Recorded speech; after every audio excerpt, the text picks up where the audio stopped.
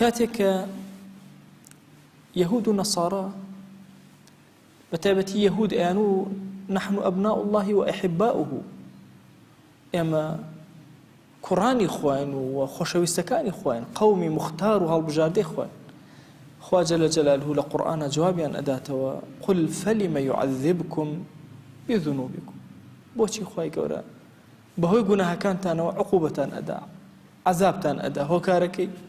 کەوابوو ئێوە خۆشەویستی خودا نین کێن ئەوانەی خۆشەویستی خوان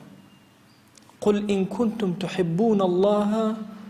فاتبعوني يحببكم الله ئەگەر ئێوە خواتان خۆشەوێ شوێن من کەون پێغەمبەری خوا صلی الله عليه وآله وسلم شوێن کەوتەی پێغەمبەری خوا صلی الله عليه وآله وسلم يحببكم الله ئەبێتە مایە ئەوەی کە خوا تۆی خۆش بێ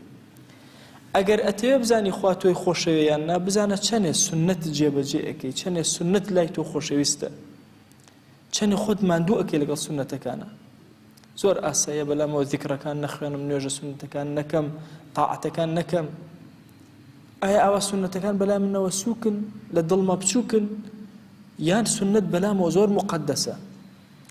چەندێک سنەت تەقدیسی لە دڵی تۆیە زیاتر بێ ئەوەندە تۆ خۆشەویستی زیاتری ڕەب العالەمینی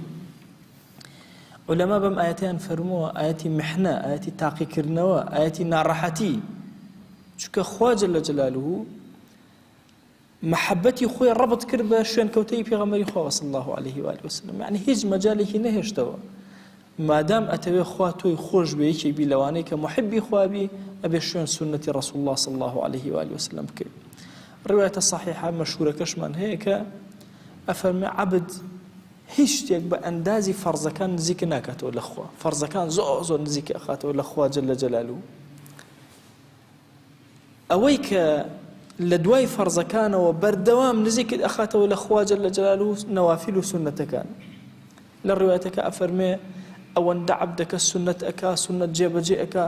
جل لەبەر ئەکا بە سنەتەوە دەمودانی ئەشوا بە سنەتەوە نان ئەخوا بە سنەتەوە تاوی ئەکا نان بە سنەتەوە قومی ئاو ئەخوا بە سنەتەوە دائەنیشێ و بسم اللهیکی لێ ئەکا و بە سێ قوم ئەیخوا یعنی هەموو ژیانی ئێمە مرتبطە بە سنەنی پێغەمبەری خوا صلی الله عليه وآله وسلم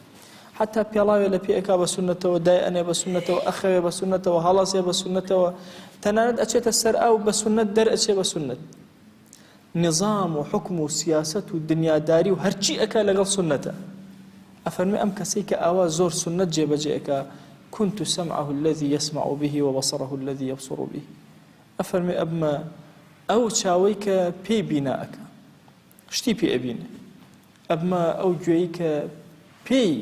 ئەبیستێ ئەمە بیسای ئەو ئەمە بینای ئەو